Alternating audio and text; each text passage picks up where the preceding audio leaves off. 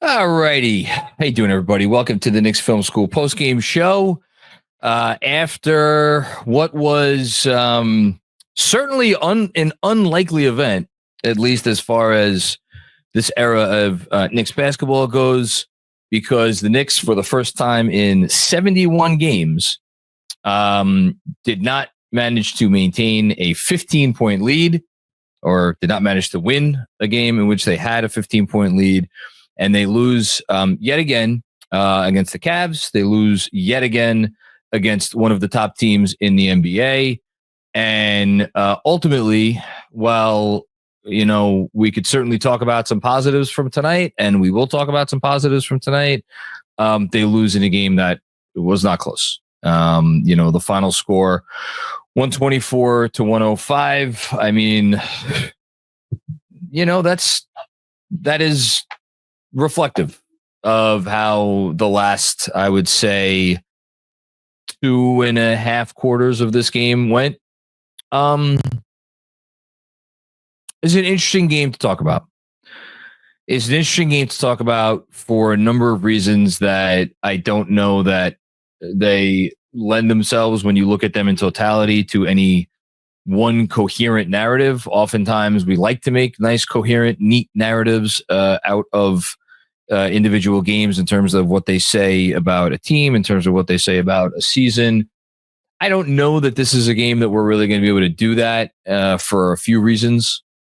For one, this one played out like the classic.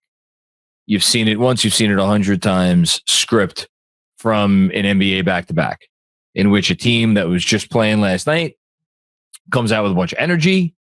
They hit some shots out of the gate, and the Knicks certainly hit some shots. They were passing the ball like crazy out of the gate. 9 assists on their first 9 made field goals. Tells you really all you need to know about how the Knicks offense was operating at the start of this game against Cleveland. I think Cleveland, not having played in 2 days, and their defense, maybe kind of sort of easing into this game a wee bit, had a little bit to do with that good start. But look, if you go into an arena of a team that has 60 wins and they're playing all their guys and they had everybody with the exception of Ty Jerome, and you go up by 15 in their building, you get credit for that. Like, you don't write that off. You don't poo-poo that. And you certainly don't poo-poo the achievements of OG Anunoby in the first half of that game. And we're going to talk more about OG in a little bit. But so you had this game following the classic script of a back-to-back. One team comes out one way, one team comes out another way, and then gradually over the course of the game, those teams kind of trade places as the Knicks, in the second half of this game. I mean, they had 60 points at the half. They scored 45 points in the second half. And I think even that is, other than one little stretch over a few minutes in the third quarter where after they had gone down by, what did they go down by? Excuse me, or one. Yeah, no, it was just, I think they had gone down by maybe as many as 6 or 8 or something along those lines. They came back and they tied it at 83-all. That little stretch where they did manage to turn some defense into offense. Other than that stretch, the offense over the second half of this game was completely non-existent. Some of that just came down to them missing shots. The Cavs, as they said on the broadcast, 15 for 15 from 2-point range in the third quarter. The Knicks, I don't want to know what they shot from the field in the third and fourth quarter. 2-point range, 3-point range, any of it. It was not good. Again, the shots that weren't going down, that went down in the first half, I lost track of the amount of attempts at or around the rim that the Knicks had, and that they just, there was one play in the with 7 minutes to go in the game, and it was like barely still a game, and the Knicks had gotten a steal, and I think it was Josh Hart missed a layup, and then I forget who got the offensive rebound off of the Josh Hart missed layup, but that person had a layup. Might have been Tyler Kolek, I forget, and he missed it. Like, it was that kind of a second half for the Knicks. Am I going to kill him for that? No, I'm not going to kill him for that. there is a player that I do think deserves a little bit of the brunt, more of the brunt of the criticism for the second half. It was Shamet, by the way, who missed the putback. Sorry, Tyler. Didn't mean to implicate you there. There is one player who I think deserves a little bit more blame than his teammates for the second half performance. We'll get to him in a bit. So yeah, you get some credit for going up 15, but you also, even with the second night of a back-to-back, and of course, a name that I have not mentioned yet through 6 minutes of this monologue is Jalen Brunson, even without your best player, and by the way, without your sixth and seventh man, and your eighth man, actually. Sorry. You're without your sixth man, your seventh man, your eighth man. So for the second night in a row, missing 4 of their top 8 players, including your best guy. Like, that's absolutely relevant. The part that I am struggling with is this. Even on the second night of a back-to-back, even missing Jalen Brunson, even missing Mitchell Robinson, who the defensive numbers with Mitch on the floor since he's come back have been very good. And Deuce, who's a very good defensive player, and Campaign, who is a very pesky defensive player. Even with all those guys missing, there is, if you want to take it, an opportunity to leave this game very discouraged over the very simple fact that once the Cavs offense got rolling, the Knicks looked at times helpless to stop it. So you could ask yourself, how much of that do you put on it being the second night of a back-to-back? It's a fair question. I think it's especially a fair question in light of the fact that in the beginning of the game, the Knicks were holding their ground on closeouts pretty effectively, and I thought that dissipated wildly over the course. This was like going down, the big drop on a roller coaster. That got a lot worse. Their ability to take care of the defensive glass, I know that's a kind of a separate segment of defense, but it is a part of defense. The Cavs ended this game with 15 offensive rebounds. I will look up how many rebounds they had in the first half of this game. I don't think it was too many. Did I not screenshot? Of course I didn't screenshot that. I'll get it though. In any case, you felt the Knicks' inability to come up big on the glass as this game went on, for sure. But it was the same thing that we've been talking about against these great teams all year, and it's pick and roll. It's pick and roll. It's pick and roll. It's pick and roll. How are you going to stop these elite offenses when they just run pick and roll at you? Now, was Cat, on the lower end of Towns' capability in covering pick and rolls in this game? Yeah. Did your perimeter defenders kind of get smoked on some of these screens initially? Yeah. Was the back line help there as much as it needed to be? No. Even initially in the first half, were you helping too much off corner 3-point shooters? Yeah. So there was a lot to be desired, again, on the defensive end and I think from a philosophical point of view, maybe not philosophical, I don't know if that's the wrong word, from a big picture point of view, if you are looking to draw larger conclusions from this game moving forward to the playoffs, I think for as much as it would be lovely to take away, like, hey, we had a 15-point lead on the Cavs in Cleveland, I have a tough time making that the main takeaway, especially when so much of that big lead was on the back of OG Anunoby having as good an offensive half as I have ever seen him. And he has had some positively brilliant offensive halves over the course of this recent stretch that he's been on. I was convinced at some point that, in the first half, that he was going to go for at least 30, probably 35. He ended up with 23 points. So again, tells you about that drop off.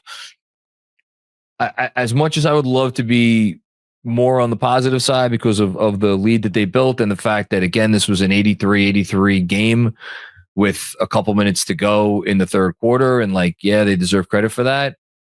But they still don't look like they know how to get stops against an offense this good. And for as much as we can talk about, and I will bring back up in a second, the loss of Brunson in this game, the one thing the loss of Brunson does not do is it does not make you a worse defensive team, especially with Delon Wright out there playing, assuming he played about 33 minutes. So again, you can write that off to some extent because it's the second night of a back-to-back and you didn't have Mitch. Let's throw that in too, because you didn't have Mitch. I can't completely write it off just because of how rough it looked at times and how easily the Cavs were scoring at large portions of this game. Now, that being said, you gave up 124 points to the Cavs tonight. I like that. It's just going to sound crazy to say, especially to people who love their 90s basketball. 124 points to the Cavs is like not the end of the world. Obviously, it's not great. It's not exactly where you want to be, but you could win a game when you give up 124 points to the Cavs. Like you're capable of it. And if you look at the Cavs percentages tonight, for as much as they were automatic in the third quarter, like it was not something that was, they could not overcome. But so if you bring Brunson back into the mix, for as much as you will lose a little bit defensively, after how much their offense completely fell off a cliff in the second half of this game, do you kind of look at it like, yeah, well, sure, we're losing something defensively, but compared to what he gives you on offense, and that was the other major takeaway for me. We have seen the Knicks over this nice little stretch have a couple, here and there, really nice offensive performances. There have been some really nice individual offensive performances. There have been a few really nice team offensive performances. Even so, and I don't think the stats are going to be updated quite yet. So let's just go before this game. So this includes last night's win against the Philadelphia 76ers. They had the 19th ranked offense in the league over the last 13 games. My guess is after this game, they are going to be comfortably in. Actually, no, because there's a big gap between them and the Magic over those 12 games. So they might actually still be in 19th. Either way, the fact that they are a borderline bottom 10 defense and over this stretch of games without Brunson, again, not that anybody needs reminding, but in case you did, this team just desperately needs JB back, and they need JB back healthy, because when the Cavs defense locked in and they were switching everything and they were really making life difficult on everybody on the Knicks, and OG cooled off a little bit, the Knicks had no one to generate advantages against this Cavs team. The closest thing they had to someone to generate advantages in the second half was Karl-Anthony Towns, and like, he did not have the best game by any stretch of the imagination. He finished 9 of 16 for 25 points. So actually, considering that, like 25 points on 16 shots, it's amazing how many times I've said that. Like, Towns, not a great game for Towns. And you look up 25 and on 16 shots, and he got 13 rebounds, 7 turnovers though. And that's the thing. Even though he had 25 points on 16 shots, those 7 turnovers are arguably worse than 7 missed field goal attempts. So really, it's like 9 for 23 for 25 points. And you could argue it's even worse because how many of those turned into fast break buckets? So you have Towns out there as your offensive generator, and it's not going great against a team that has the personnel to be able to cover him and make his life difficult. And, Jared Allen, I know anytime a center gets matched up on Towns, it's an opportunity. Well, and he got Allen a few times for sure, but Allen's no walkover, and Evan Mobley is certainly no walkover. To say nothing of some of the other wings that they could throw on him. So that is where you needed, if you were the Knicks in the third quarter, a shot creator to step up and bend the defense ever so slightly.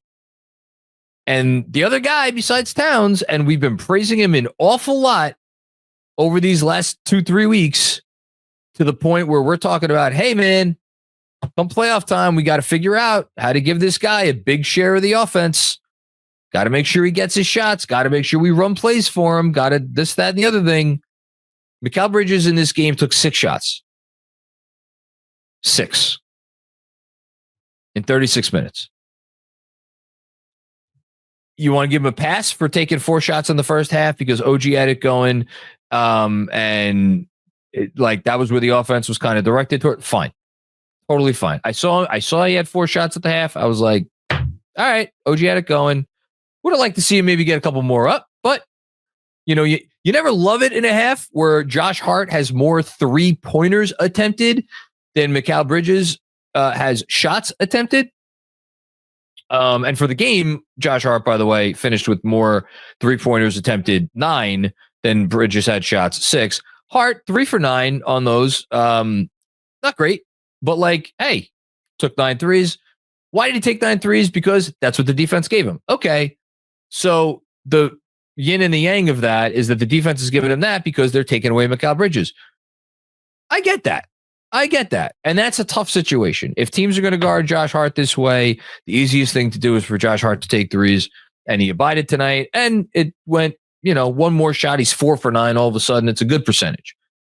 Although with how teams are guarding him, that's not really good enough. It's the defense that's being played more than the actual results on the shots, unless he just goes nuclear like he did against the Sixers in the first 3 games of the last playoffs. But I digress. But you are giving the defense such a get out of jail free card by playing you that way and not pushing back at all. And I know people are going to be like, hey, man, that's on the coach. Coach got to figure out how to get Mikal and Browse. I cannot tell you how many possessions, and I was saying it in real time when we were doing this game on playback. In the third quarter, Mikal, it looked like he was playing hot potato with the basketball. That's not good enough. That's not going to cut it. He had opportunities to try to make something happen, to try to use his gravity, to try to use his ball handling, try to use anything he's got.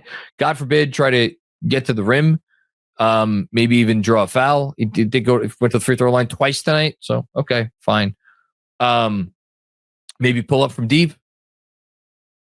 None of that. None of that. So, I'm leaving tonight feeling, even on the second night of a back-to-back, even with JB out and the other guys out, I'm feeling a little bit more bad than good, because for as much as they did some nice things to go up 15, for as much as they did what they kind of did what Josh Hart said they needed to do at his locker last night. And it's we got to compete. Yeah, you competed. You competed for, almost 3 quarters. You competed. Okay. You get credit for that. For sure. You get credit for that. But I'm only going to take so much solace because of what I talked about earlier with the defense. And again, the fact that it didn't look like they had any answers. And if you want to blame the coach for that, that's fine. That's fine, because ultimately, if you're out there in these deep drops and it's at some point, it is the definition of insanity. So that's fine. Although again, there's ways to play that defense better than they played it, but that's whatever your opinion on that is. And then Bridges, shout out. I'll very quickly shout out Benji Ritholtz, who has continued to say, as everybody is getting very excited over these Bridges scoring games and this and that, Bridges is a different player, a fundamentally different player against teams that play drop coverage. If you play drop coverage against Mikal Bridges, he can cook you, because as they were saying last night against the Sixers, there isn't anybody in the league who might be as comfortable from the mid-range right now as Mikal Bridges. He is automatic for the most part when he gets to his spots there. But defenses don't have to give him those shots. They could just switch. And if they're going to switch it and they're not going to play drop, well then, what are you going to do? Are you going to turn into a ghost and you're going to take 6 shots in 30 whatever minutes he played? 36 minutes? Is that what you're going to do? Because that's what you did tonight. And it's like, the conversation has been like, oh, Mikal Bridges not showing up against these great teams in these big games. Yeah, well, guess what? What do the Thunder, the Cavs, and the Celtics all have in common? They don't play drop defense. They switch. So, like, again, if you're Bridges, like, I'm sorry. I'm not blaming that on play calling. Like, you got to figure out a way to get yourself involved. You got to have some agency and do more. And these are the games where you look at what they gave up for him. And like, there was a moment, and I kind of said it jokingly, but there's a lot of truth in jest, where Donovan Mitchell pulled up from 3. It was on the left wing with Mikal guarding him, guarding him. I mean, he was there. His personage was there. I don't know that I would call it the tightest coverage I've ever seen, but Mikal was guarding him, and like Bridges drains it on his head. And I said at the moment, I'm like, Bridges has to be thinking to himself, man, you wouldn't give up a third unprotected first round pick for me, but you gave up 5 when you throw in the unprotected swap. Gave up 5 unprotected picks for him. Really? No, we don't have to go down that road. It's revisionist history. And like, again, if it's a whole, we don't have to do that. But I wonder if he wasn't thinking that. I really wonder. And it's fair, because these are the games where if you're gonna make that level of investment in a player, and that's why, like, look, I loved the Zach Lowe, Bill Simmons pod. I'm not all the way through it, but I heard the section about, Tibbs. Bill has Tibbs on the hot seat. That's a Bill hot take, obviously, and Zach reacted appropriately. But Bill's reasoning for it was like, you don't trade 5-round picks for Mikal Bridges and then have him go stand in the quarter and not run any plays for him. Okay, that's fair. He's been underutilized at times this year, 100%. I'm the first person to admit that. But there's a lot on there's blame to go around on both sides here. And tonight, what we saw or what we didn't see from Bridges, for me, was like, I would have liked to, if he had taken it upon himself and he finished tonight with, going 6 for 14 or something, and he had gotten to the line 4 or 5 or 6 times, and like they lose the game by 11 or 12 points, but it was actually really a game into the last 2-3 minutes. I got to tell you, even if with the defense, I would have felt a lot better about tonight. The fact that he had the game that he had, it really does put it over the edge for me as a game that I'm going to feel more negative about than positive about. So sorry to rag on Bridges, but watching it in real time, that's what I was thinking. And so I had to do what I do here.